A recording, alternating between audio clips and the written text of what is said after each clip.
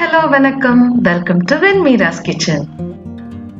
Biryani videos போட்டு ரொம்ப நாள் ஆயிடுச்சு. வாங்க இன்னைக்கு ஒரு சூப்பரான சிக்கன் தம் பிரியாணி பண்ணலாம். இன்னைக்கு நம்ம செய்ய போற அளவு 3/4 கிலோ அளவுக்கு பாஸ்மதி ரைஸ் வச்சு அதுக்கு நான் 1 கிலோ அளவுக்கு சிக்கன் எடுத்திருக்கேன். ரொம்ப சிம்பிளா அளவுங்கெல்லாம் சொல்லணும் அப்படின்னா, ஒரு டம்ளர் அதாவது 200 கிராம் அளவுக்கு அரிசி எடுத்தோம்னா ஒரு மீடியம் சைஸ் வெங்காயம், ஒரு மீடியம் சைஸ் தக்காளி, 4 பச்சை மிளகாய், இதுதான் கணக்கு. அடுத்ததா ஸ்டவ் ஆன் பண்ணி பாத்திரம் வச்சிருக்கேன். 200 ml அளவுக்கு எண்ணெய் சேர்த்துக்கிறேன். கடலை எண்ணெய், சன்ஃபிளவர் ஆயில் ரெண்டுமே இதுக்கு நல்லா இருக்கும். எண்ணெய் சூடானதும் பட்டை, கிராம்பு, ஏலக்காய், ஒரு சின்ன துண்டு ஜாதி பத்திரி, 2 பிரிஞ்சி இலை சேர்த்துக்கிறேன். கூடவே அரிஞ்சு வச்சிருக்க வெங்காயத்தை சேர்த்து கொஞ்சம் கலர் மாறுற வரைக்கும் நல்லா வதக்கிக்கலாம்.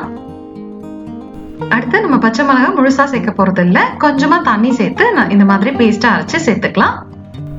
கூடவே இஞ்சி பூண்டு சேர்த்துக்கிறேன். இது சமமான அளவு இஞ்சி பூண்டு ரெண்டும் சேர்த்து அரைச்சு வச்சிருக்கேன். 1 டம்ளர் அரிசிக்கு 1 ஸ்பூன் கணக்கு. இது பச்சை வாசனை போற வரைக்கும் நல்லா வதக்கணும். இஞ்சி பூண்டு சேர்த்துருக்கிறதுனால சட்டுன்னு அடி பிடிச்சிரும், அதனால மீடியம் ஃப்ளேம்ல வச்சு நல்லா வதக்கிக்கோங்க. அடுத்ததா ஒரு கைப்பிடி அளவுக்கு கொத்தமல்லி, புதினா ரெண்டும் பொடியா நறுக்கி வச்சிருக்கேன், அதையும் சேர்த்து வதக்கிக்கிறேன். இது நல்லா வதங்கினதும் நம்ம அரிஞ்சு வச்சிருக்க தக்காளி சேர்த்துக்கலாம். கூடவே 1.5 ஸ்பூன் அளவுக்கு தனி மிளகாத்தூள், இந்த பிரியாணிக்கு தேவையான அளவு உப்பு சேர்த்து நல்ல தக்காளி மசீர அளவுக்கு வதக்கிக்கிறேன். தக்காளி நல்லா வதங்கிடுச்சு. இந்த ஸ்டேஜ்ல நம்ம வாஷ் பண்ணி வச்சிருக்க சிக்கனை சேர்த்துக்கிறேன். கூடவே 2 டேபிள் ஸ்பூன் அளவுக்கு தயிர் சேர்த்துக்கிறேன். இது நல்லா ஒரு தடவை கலந்து விட்டுட்டு மூடி போட்டு ஒரு 15 to 20 மினிட்ஸ் வேக வச்சுக்கலாம். சிக்கன் எல்லாம் நல்லா சாஃப்டா வேகணும். இது குக் ஆகுற டைமுக்குள்ள நம்ம சாதம் வடிச்சு எடுத்துட்டு வந்துடலாம். அதுக்கு ஒரு பாத்திரத்துல கொஞ்சமா கொத்தமல்லி, புதினா சேர்த்துக்கிறேன். கூடவே ஹோல் ஸ்பைசஸ் சேர்த்துக்கிறேன். 2 பட்டை, 2 கிராம்பு, 2 ஏலக்காய் சேர்த்துக்கிறேன். 1 டேபிள் ஸ்பூன் அளவுக்கு உப்பு, 1 ஸ்பூன் அளவுக்கு நெய் சேர்த்துட்டு தேவையான அளவு தண்ணி ஊத்தி நல்லா கொதிக்க விட்டுருக்கேன். தண்ணி இது போல நல்ல சலசலன்னு கொதி வந்ததும் நம்ம கழுவி வச்சிருக்க அரிசியை சேர்த்துக்கலாம்.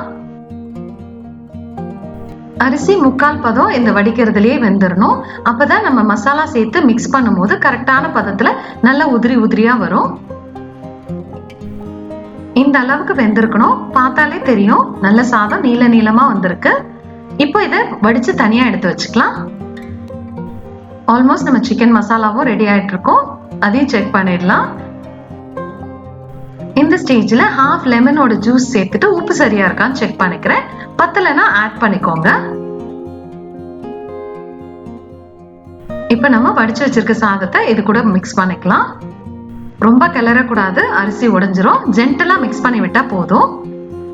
அப்படி இல்லைன்னா லேயர் பை லேயராவும் போட்டுக்கலாம். ஒரு லேயர் மசாலா, ஒரு லேயர் சாதம், அந்த மாதிரி போட்டுக்கலாம்.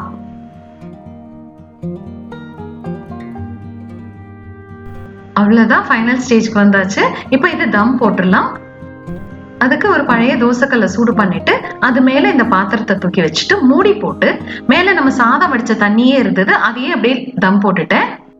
கரெக்டா 15 மினிட்ஸ்ல ஓபன் பண்ணி பாத்தீங்கன்னா சாதம் நல்ல மேல மலர்ந்து வந்திருக்கும். அவ்வளவுதான், நம்மளோட சிக்கன் தம் பிரியாணி சூப்பரா ரெடி ஆயிடுச்சு. உங்களுக்கு பார்த்தாலே தெரியும் எவ்வளவு நல்ல உதிரி உதிரியா வந்திருக்குன்னு. இப்போ ஸ்டவ் ஆஃப் பண்ணிடுறேன். ஃபைனல் டச்சா ஒரு 1/2 ஸ்பூன் அளவுக்கு கரம் மசாலா சேர்த்துட்டு மூடி போட்டுட்டு ஒரு 15 மினிட்ஸ் அப்படியே விட்டுட்டீங்கன்னா நல்ல கமகமன்னு இருக்கும்.